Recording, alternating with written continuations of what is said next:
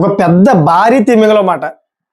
భారీ తిమింగలం అంటే ఏంటి? సముద్రంలోని మొత్తం అన్నిట్లు కూడాను తినేస్తదమాట అది. మింగేస్తదమాట. ఆ తిమింగలాన్ని చూస్తే చిన్న చిన్న చేపలన్నీ కూడా బెదిరిపోతా ఉంటాయి.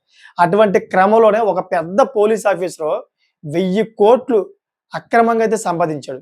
అది ఎక్కడ కూడా కాదు. మన హైదరాబాద్‌లో. నిజంగా ఇది ఒక పెద్ద టాపిక్ అయింది. చాలా మంది దీని గురించి చర్చించుకుంటా ఉన్నారు. అసలు ఈ 1000,00,00,000 ఆ వ్యక్తి దగ్గరికి ఏ విధంగా వచ్చాయి? అది కూడా ఒక పెద్ద పోలీస్ ఆఫీసరు. ఈ పోలీస్ ఆఫీసర్‌నే పోలీసులే ఎవరైతే ఏసీబీ ఉన్నారో వాళ్ళే పట్టుకున్నారు. అతని అవినీతి బాగా పెరిగిపోయిందని చెప్పేసి అతని మీద రైడ్ చేశారు. నిజంగా ఆయన గురించి మనం ఈరోజు పూర్తిగా తెలుసుకుందాం. ఎందుకంటే ఆయన దగ్గర 1000,00,00,000 అన్నారు కదా! 1000,00,00,000 ఎక్కడెక్కడ ఆయన దాచిపెట్టారు? ఎవరెవరి పేరు మీద పెట్టారు? దీని అంతటికి కూడా ఆయనకి ఇప్పటి వరకు సపోర్ట్ చేస్తున్నది ఎవరు? అయన్నీ కూడా మనం pin to pin, point to point తెలుసుకుందాం. ఎందుకంటే తెలుసుకోవాల్సిన బాధ్యత మనకుంది. ఎందుకంటే అవినీతి పరులు బాగా పెరిగిపోతా ఉన్నారు. మొత్తం ప్రజల సొమ్మే కదా అవినీతి సొమ్మంటే. ఆ ప్రజల దగ్గర అక్రమంగా లంచాలు కట్టి అడుగుతూ ఆ అవినీతి సొమ్మునైతే పెంచుకుంటా ఉన్నారు. అందుకనే 100% మనం తెలుసుకోవాలి. దాని గురించి pin to pin, point to point ప్రతి విషయం మీకు చెప్తాను. మీకు ఒక క్లారిటీ వచ్చేస్తదన్నమాట. ఫస్ట్ ఆఫ్ ఆల్ మనం ఆయన గురించి మొత్తం బ్యాక్‌గ్రౌండ్ తెలుసుకుందాం. ఎందుకంటే ఆయన గురించి మనం స్టెప్ టు స్టెప్ తెలుసుకుంటే ఆయన ఏ విధంగా 1000,00,00,000 సంపాదించాడనే విషయాలు మనకు తెలుస్తాయన్నమాట. ఫస్ట్ ఆఫ్ ఆల్ ఆయన గురించి తెలుసుకుంటే మనం ఆయన 1995లోని సబ్ ఇన్స్‌పెక్టర్ ఆఫ్ పోలీస్ లాగా అంటే ఎస్ఐగా అయితే నియమితులయ్యారన్నమాట పోలీస్ డిపార్ట్‌మెంట్‌లోని. ఎప్పుడైతే ఇలా ఎస్ఐగా నియమితులయ్యారో అప్పటి నుంచి ఆయన ఆగడాలో 1, 2 కాదు. కొంచెం అంచెలుగా అయితే డబ్బులు సంపాదించుకుంటూ వచ్చాడు. ఆ తర్వాత సీఐగా అయ్యాడన్నమాట. Circle inspector. సర్కిల్ ఇన్స్‌పెక్టర్‌గా అయిన తర్వాత ఆయన దందాలు ఇంకా పెరిగిపోయాయంట. విపరీతంగా డబ్బులు సంపాదించడం మొదలెట్టాడంట. ఆ తర్వాత ఇప్పుడు డీఎస్పీగా అయ్యాడన్నమాట. డీఎస్పీగా అయితూ ఏదైతే డీజీపీ కార్యాలయంలోని కంప్యూటర్ సెక్షన్‌లో ఆయన పనిచేస్తా ఉన్నాడంట. ఆయన దగ్గర ఇప్పుడు ప్రెజెంటు 1000,00,00,000 దాకా ఉంటాయని చెప్పేసి వార్తల్లో విపరీతంగా వస్తా ఉన్నాయి. ఎందుకంటే ఆ వార్తలన్నీ కూడా చూసి నేను కూడా షాక్ గురయ్యాను. 1000,00,00,000 ఒక రాజకీయ నాయకుడి దగ్గర కూడా 1000,00,00,000 ఉండవు. ఒక రాజకీయ నాయకుడు కూడాను ఈ విధంగా 1000,00,00,000 అక్రమంగా సంపాదించలేడు. అటువంటిది ఒక పోలీస్ ఆఫీసర్ 1000,00,00,000 ఎలా సంపాదించారని చెప్పేసి ప్రతి ఒక్కరు కూడా తలలు పీక్కుంటా ఉన్నారన్నమాట. అయితే ఏసీబీ అధికారులు రైడ్ చేసిన తర్వాత ఏసీబీ అధికారులు బయట పెట్టిన విషయాలు వింటే 100% మీరు షాక్ గురవుతారన్నమాట. అధికారులు ఎప్పుడైతే రైడ్ చేశారో ఆయన దగ్గర 2 కేజీలు బంగారం అంట. ఒక్కసారి చూడండి 2 కేజీలు బంగారం అంటే ఎన్ని గ్రాములు?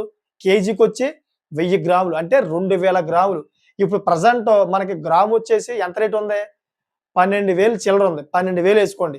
అలా చూసుకుంటే గనక 2000 గ్రాములు 12,000 చొప్పున ఎంతయింది? దగ్గరగా అదే 2,00,00,000 పైనే అయిపోయిందన్నమాట. చూడండి ఎంత దారుణమైన పరిస్థితి చూడండి. ఎంత దారుణమైన అవినీతికి పాల్పడితే గాని ఎంత బంగారం సంపాదిస్తాడు. ఈ 2 కేజీలు బంగారమే కాదు.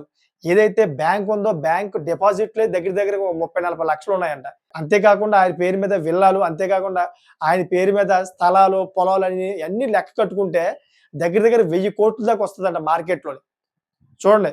ఆ వార్తలో ఏమి రాసారో తెలుసా మీకు? ఎంతమంది పొట్టగొట్టి, ఎంతమందిని ఏడిపిస్తే గాని ఇంత డబ్బు అతను సంపాదిస్తాడు అని జెప్పేసి చాలా మంది వార్తలు రాసారన్నమాట. నాకు తెలిసి మట్టే ఇదంతా కూడా కరెక్టే. ఆ వార్తలు రాసిందంతా కూడా కరెక్టే. ఎందుకంటే ఎవరు కూడా ఫ్రీగా డబ్బులివ్వరు కదా! ఏదో ఒక కేసులోని ఆయన డిమాండ్ చేస్తేనే ఈ డబ్బులిచ్చారు కదా! ఎవ్వరు కూడా ఫ్రీగా ఇవ్వరు డబ్బన్నది. డబ్బన్నది ఫ్రీగా ఎవరికిస్తారు? అడుక్కున్నోడికి కూడా ఇవ్వరన్నమాట. డబ్బన్నది ఫ్రీగా ఇచ్చేది ఎవరికంటే ఎవరికైతే మానసిక పరిస్థితి బాగోదో వాళ్ళ మీద జాలిపడి వాళ్ళకి మనం ఉత్తి పుణ్యాన్నే మనం దానం చేస్తా ఉంటామాట. లేదా దేవుళ్ళకి మనం దానం చేస్తా ఉంటాం. దేవుడు అడగకుండానే మనం దేవుడికి దానం చేస్తా ఉంటాం. అంతేగాని ఎవ్వరికీ ఒక్క రూపాయి కూడా ప్రజలివ్వరు. కానీ ఈ వ్యక్తికి ఇంత డబ్బొచ్చిందంటే ఏ విధంగా వచ్చింది? ఆయన డిమాండ్ చేయడం వల్లే వచ్చింది కదా!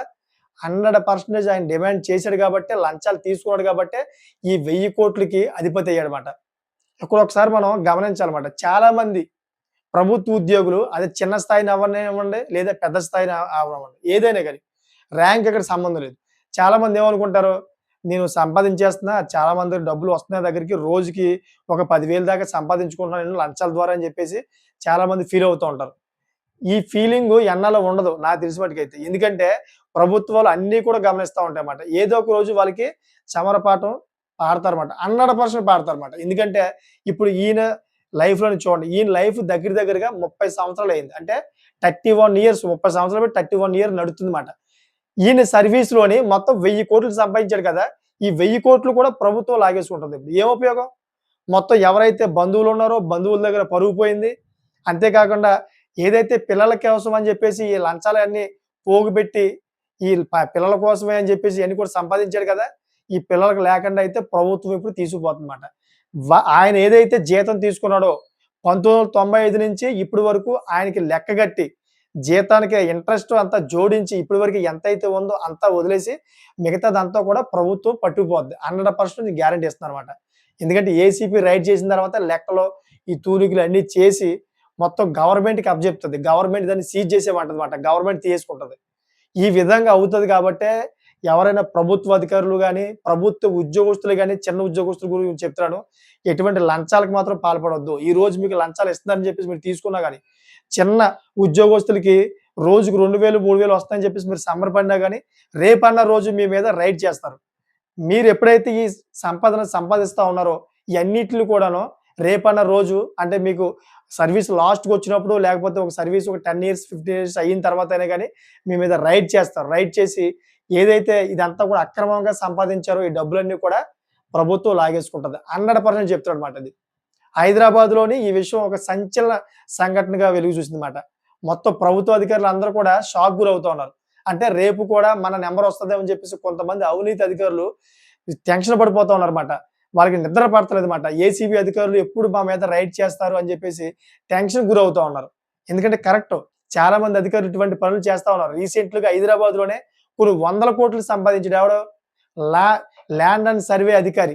ఒక ఆయన కొన్ని వందల కోట్లు లంచాలు తీసుకొని సంపాదించాడు. ఆయన మీద కూడా ఏసీబీ అధికారులు రైడ్ చేశారు. మొత్తం అన్ని లెక్కలు కడితే కొన్ని వందల కోట్లొచ్చినాయి. ఆయన్ని కూడా అరెస్ట్ చేశారు. అరెస్ట్ చేసి జైల్‌లో పెట్టారు. మొత్తం ఆస్తులన్నీ కూడా లెక్కలు కడతా ఉన్నారు. ఇయన్నీ కూడా కోర్ట్‌కి సమర్పించి, ఆ కోర్ట్ ఏం చేస్తదంటే, ఈయన సర్వీస్‌లో ఎంతైతే ఇతనికి జీతం వచ్చిందో జీతాన్ని పక్కన తీసి మిగతాదంతా కూడా ప్రభుత్వానికి హ్యాండ్ ఓవర్ చేసేస్తదన్నమాట ఇంక. ప్రభుత్వం ఇంకా తన ఖజానాలో వేసుకొని ఇంకా ప్రభుత్వమే వాడుకుంటది దాన్ని. సో, ఈ విధంగా జరుగుతది కాబట్టే ప్రతి ఒక్కరు కూడా జాగ్రత్తగా ఉండండి. మీ ఉద్యోగాన్ని చక్కగా సక్రమంగా చేసుకోండి. లేని పక్షంలోని మీరేదైతే సర్వీస్ చేస్తున్నారో ఈ సర్వీస్‌లో డబ్బంతా కూడాను లంచంగా తీసుకున్న డబ్బంతా కూడా ప్రభుత్వం తీసిపోద్ది. లాస్ట్‌లో మీకు రావాల్సిన బెనిఫిట్స్ రావు. అదే విధంగా మీరు జైలుకి కూడా వెళ్తారన్నమాట. ప్రభుత్వ ఉద్యోగులకి ఒక మంచి సువర్ణ అవకాశం ఇచ్చింది గవర్నమెంట్. ఏంటంటే ఎవరైతే నీతిగా, నిజాయితీగా ఉద్యోగం చేసి మొత్తం సర్వీస్ అంతా కూడా పూర్తిగా నిర్వహిస్తారో వాళ్ళకి గ్రాడ్యుయేటీ అని చెప్పేసి ఒకటిస్తదన్నమాట. పెన్షన్ బెనిఫిట్స్ అని చెప్పేసి ఒకటిస్తదన్నమాట. ఇలాగ చాలా బెనిఫిట్స్ ఉంటాయి. ఇయన్నిట్లు కూడా క్లెయిమ్ చేసుకోవాలంటే వాళ్ళ మీద ఎటువంటి చట్టపరంగా ఎటువంటి పనిష్మెంట్ ఉండకూడదు. చట్టపరమైన ఎఫ్ఐఆర్‌లు గాని, కేసులు గాని ఏమి ఉండకూడదన్నమాట. వాళ్ళ రికార్డ్ ఏదైతే ఉందో సర్వీస్ రికార్డ్, వాళ్ళ సర్వీస్ రికార్డ్ చాలా నీట్ అండ్ క్లీన్‌గా ఉండాలి. అప్పుడే వాళ్ళకి ఏదైతే లీవ్స్ ఉంటాయో లీవ్స్‌ని క్లెయిమ్ చేసుకోవచ్చు. అదే విధంగా గ్రాడ్యుయేటీ వస్తది. అంతేకాకుండా పెన్షన్ వస్తది. అంతేకాకుండా కొన్ని కొన్ని అలవెన్స్‌లు ఉంటాయి. అన్నీ కూడా కలిపి దగ్గరగా ఒక 50,00,000 నుంచి 60,00,000 దాకా ఆ లాస్ట్‌లో ప్రభుత్వం ఇస్తదన్నమాట వాళ్ళకి. అయన్నీ కూడా కోల్పోతారు. చాలామంది ప్రభుత్వ ఉద్యోగులు ఇటువంటి పనులు చేయడం వల్ల అయన్నీ కోల్పోగా అంతేకాకుండా ఏదైతే వీళ్ళు సర్వీస్ మొత్తాన్ని లంచాన్ని సంపాదించారో ఈ లంచం అంతా కూడా ప్రభుత్వానికి అప్పగిస్తారన్నమాట. ఏం ఉపయోగం? మీరు మొత్తం సర్వీస్ అంతా కష్టపడిన సొమ్మంతా కూడాను ప్రభుత్వం లాక్కెళ్ళిపోతే ఇంకేం ఉపయోగం? అందుకని చెప్తానన్నమాట. చక్కగా మీ ఉద్యోగం మీరు చేసుకోండి. అంతేకాకుండా మీకొచ్చిన జీతం ఏదైతే ఉందో ఆ జీతాన్ని సరైన మార్గంలో ఇన్వెస్ట్ చేసుకోండి. అది డబల్ అవుతది. డబ్బులు పెరుగుతాయి. ఇంకేం కావాలి మీకు? మీరు ఒకసారి తెలివిగా ఆలోచించండి. తెలివిగా ఆలోచించకపోతే గనక ఈ రోజు లేకపోతే రేపైనా మీరు దెబ్బతింటారు. 100% చెప్తున్నాను. ప్రభుత్వం ఎవరిని వదలదు. ఎవరైతే చట్టవిరుద్ధంగా ఇటువంటి పనులు చేస్తారో వాళ్ళందరూ కూడా వదిలే ప్రసక్తే లేదు. ఎందుకంటే రాబోయే రోజుల్లో అంతకంతకు పెరుగుతది తప్పించి గాని తగ్గదు. టెక్నాలజీ పెరిగిపోతుంది కాబట్టి అంతకంతగా రూల్స్ పెరిగిపోతా ఉంటాయి. ప్రజలకి చూపించాలి. మేము మంచి చేస్తామని చెప్పి చూపించాలి. మీడియాలో బాగా మేము మీడియాలో చూపించుకోవడానికే బాగా వాళ్ళు ఇటువంటి రైడ్స్ కట్ చేస్తారన్నమాట. మా పరిపాలనలోని ఎవరికీ అవినీతి చేసే అవకాశం లేదని చెప్పేసి ఏదైతే పార్టీ ఉంటదో ఆ పార్టీ ఈ ప్రజలకు చూపించుకొని ఓట్లు దక్కించుకోవాలి కాబట్టి వాళ్ళు కూడాను ఇటువంటి ప్రయత్నాలు చేస్తా ఉంటారు. ఎవరు దొరుకుతారో వాళ్ళ మీద రైడ్ చేద్దాం. మా మా ప్రభుత్వంలో ఈ విధంగా అయితే మేము అవినీతిని అరికట్టాం. ఇదిగోండి ఇంతమంది కేసులు మేము అరికట్టాం. ఇంత ఆస్తి ప్రభుత్వ ఆస్తి అయితే మీ ప్రజల ఆస్తి మేము తీసుకొచ్చాం. ఇదంతా కూడా మీకే ఏదో ఒక పథకం రూపంలోనో లేకపోతే ఇంకెవరికైనా విద్యా సదుపాయంలోనో ఏదో విధంగా అయితే మీకు ఇస్తాం అని చెప్పేసి ప్రకటిస్తారన్నమాట. అంటే ఇక్కడ రాజకీయంగా ఒక ప్రభుత్వ పార్టీలు ఏవైతే ఉంటాయో అయన్నీ కూడాను వదిలిపెట్టవన్నమాట. ఎందుకంటే వాళ్ళ పార్టీ సక్రమంగా నడాలంటే సమాజంలో జరుగుతున్నటువంటి ఏ అయితే సంఘటనలున్నాయో, ఏ అయితే ఇటువంటి శక్తులున్నాయో అన్నిటిని కూడా తొక్కిపారేయాలన్నమాట. అప్పుడు ప్రజలు సంతోషిస్తారు కాబట్టి ఇటువంటి వాళ్ళందరిని కూడా ఏరిపారేస్తారు వాళ్ళు. అందుకనే ఈ రోజు కాకపోయినా రేపైనా గానీ ఇటువంటి సంఘటనలు జరుగుతాయి. మీ మీద ఏసీపీ అధికారులు రైడ్ చేస్తారు కాబట్టే నేను ప్రత్యేకించి చెబుతాననమాట. తగు జాగ్రత్తగా ఉండండి. మీ ఉద్యోగం ఏదైతే ఉందో దాన్ని చక్కగా చేసుకోండి. ఎటువంటి అవినీతికైతే పాల్పడొద్దు. మీకేం అనిపిస్తే గనక మీలో ఉన్నంత వరకైతే కొంతమందికి సాయం చేయండి. హెల్ప్ చేయండి. మీ దగ్గరికొచ్చిన ప్రజలందరూ కూడా హెల్ప్ చేయండి. ఎందుకంటే చాలామంది ప్రభుత్వ ఆఫీస్‌లోకి వెళ్లి పాపం విసిగిపోయి ఒకటికి 10 సార్లు తిరిగి, తిరిగి కాళ్ళు అరిగిపోయి పాపం చాలామంది ఆ ప్రభుత్వ అధికారులతో గొడవ పెట్టుకున్న రోజులు గూడా ఉన్నాయి. అయన్నీ గూడా మనం సోషల్ మీడియాలో కూడా చూసాం. మీకేమైనా తోస్తే గనక నాకు తెలిసిన మట్టుకైతే సమాజానికి ఈ విధంగా సేవ చేయండి. ఎవరిని కూడా వెనక్కి పంపించకండి. చక్కగా వాళ్ళతో మంచి బిహేవియర్‌గా మాట్లాడండి. వీలైనంత వరకైతే ఆ పనిని తొందరగా పూర్తి చేయండి. ఒకవేళ ఏమైనా సమస్యలుంటే ఆ వ్యక్తికి చెప్పండి. ఈ విధంగా సమస్య ఉంది. ఈ వేలో ఎళ్ళండి. ఈ విధంగా ఎళ్లి మీ పు మీ ప మీ ఈ విధంగా వెళ్లి ఆ పనిని పూర్తి చేస్తే గనక మీకు ఏదైతే ఇది ఉందో ఇదంతా కూడా మీకు క్లియర్ చేసి ఇస్తాం. దయచేసి అర్థం చేసుకోండి మీకు. మీ పని మేము 100% చేస్తామని చెప్పేసి మీరు నమ్మకంగా అయితే హామీ ఇస్తే చక్కగా ప్రజలు కూడా మీ మాట వింటారు. మీకు గౌరవం కూడా పెరుగుతది. చాలా బావుంటదన్నమాట. అందుకనే ఈ వీడియో తీసుకొచ్చాను. ప్రజలందరూ కూడా గమనిస్తున్నారు అన్నీ కూడాను. అందుకని చెప్పేసి ప్రతి ఒక్కటి కూడా మనం జాగ్రత్తగా ముందుకు పోవాలని చెప్పేసి ప్రభుత్వ ఉద్యోగస్తులందరూ కూడా చెబుతా ఉన్నాను. సో, చూసారు కదా! ఇటువంటి లేటెస్ట్ ఇన్ఫర్మేషన్ ఎప్పటికప్పుడు ముందుకు తీసుకొస్తా ఉంటాను. ఇటువంటి ఇంట్రెస్టింగ్ టాపిక్స్ ఏవైతే ఉన్నాయో అన్నీ కూడా తీసుకొచ్చి ముందు పెడతా ఉంటాను. అందుకనే నా ఛానెల్ సబ్స్క్రైబ్ చేసుకుంటారని కోరుకుంటాననమాట. Thank for watching friends.